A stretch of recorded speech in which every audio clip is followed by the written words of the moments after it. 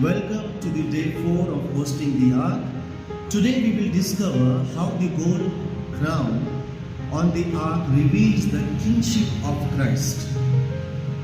आप सभी का स्वागत है। होस्टिंग द आर्क के चौथे दिन में आपका स्वागत। आज हम जानेंगे कि वाचा के संदूक पर बना स्वर्ण मुकुट किस प्रकार मसीह के रास्ता को प्रकट करता है। In the book of Exodus chapter 25:11, and you shall overlay it with pure gold inside and out, you shall overlay it, and shall make on it a molding crown of gold all around.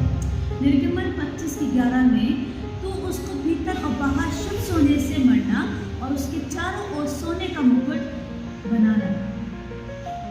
We see that the Ark of the Covenant was not only overlaid with gold, but it was also crowned with gold. This crown was not decorative, it was declarative. From an apostolic and prophetic perspective, we see that the gold crown proclaims authority, it proclaims dominion and kingship. वाचा का संदूक केवल सोने से मढ़ा हुआ ही नहीं था, बल्कि उसके चारों ओर स्वर्ण मुकुट भी था। ये मुकुट केवल सजावट नहीं था, बल्कि एक घोषणा था। प्रेरित और भविष्यवाणी की दृष्टि से ये स्वर्ण मुकुट अधिकार, प्रभुत्व और राजत्व की घोषणा करता है। A crown reveals who rules. The ark was crowned because God Himself was enthroned above it.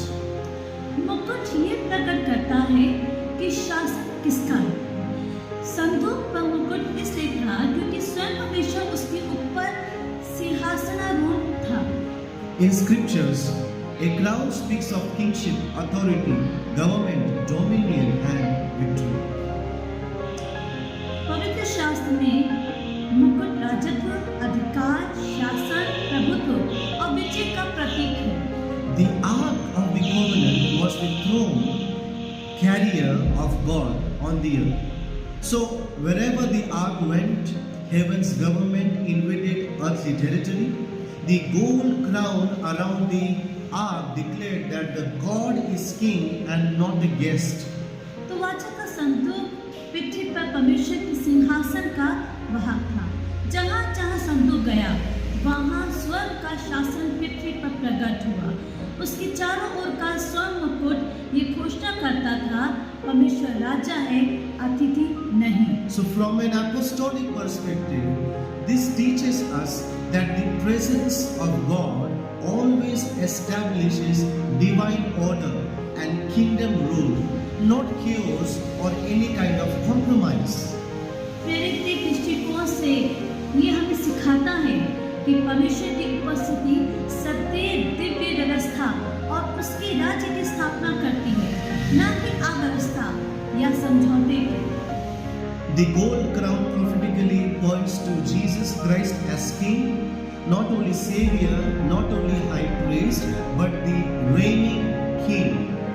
स्वर्ण मुकुट भविष्यवाणी के रूप में यीशु मसीह की ओर संकेत करता है, जो केवल उद्धारकर्ता ही नहीं, केवल महायाजक ही नहीं, बल्कि राज्य करने वाला राजा है।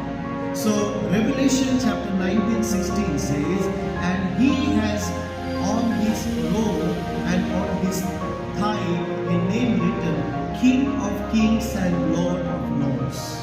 प्रकाशित वाक्य 19:16 में ऐसा लिखा है, उसके वस्त्र और उसकी जांघ पर ये नाम लिखा है, राजा का राजा और प्रभुओं का प्रभु। Jesus Christ does not wear a borrowed crown. He does not rule by permission. He rules by eternal right. यीशु मसीह ने उद्धार का मुकुट नहीं पहना। वो किसी की अनुमति से राज्य नहीं करता। वो अपने अनंत अधिकार के आधार पर राज्य करता है। The crown on the ark pointed to God's throne in the Old Covenant. The crown on Christ reveals God's kingdom manifested in the flesh. We see that the ark foreshadowed what Christ would fully reveal. संदूक का मुकुट पुराने नियम में परमेश्वर के सिंहासन की ओर संकेत करता था। मसीह का मुकुट देहधारी रूप में प्रकट है, परमेश्वर के राज्य को प्रकट करता है। वाचा का संदूक उस पूर्ण वास्तविकता की छाया था जिसे मसीह ने संपूर्ण रूप से प्रकट किया। The crown surrendered the ark.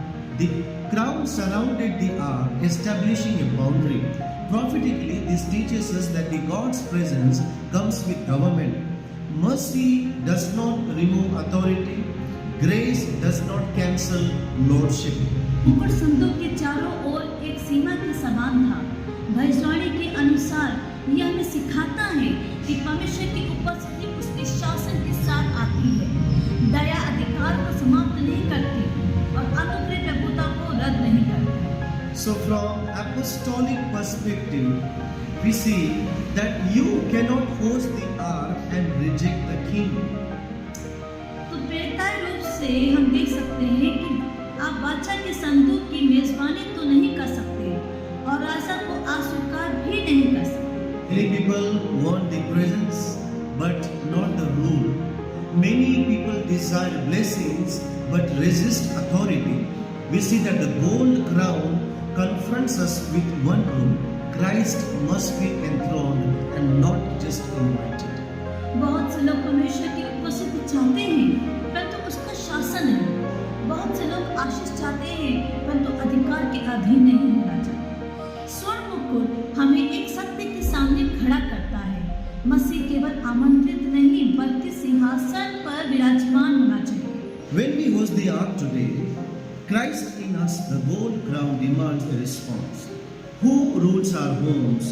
Who governs our decisions? And who sits on the throne of our hearts? हम आज बादशाह के संदूक की मेजबानी करते हैं, अर्थात मसीह हमारे भीतर निवास करता है, तो स्वर्ण मुकुट हमारे भीतर मांगता है।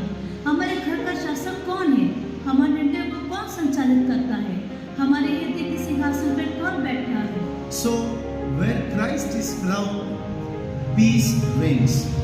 Where Christ is crowned, order is restored.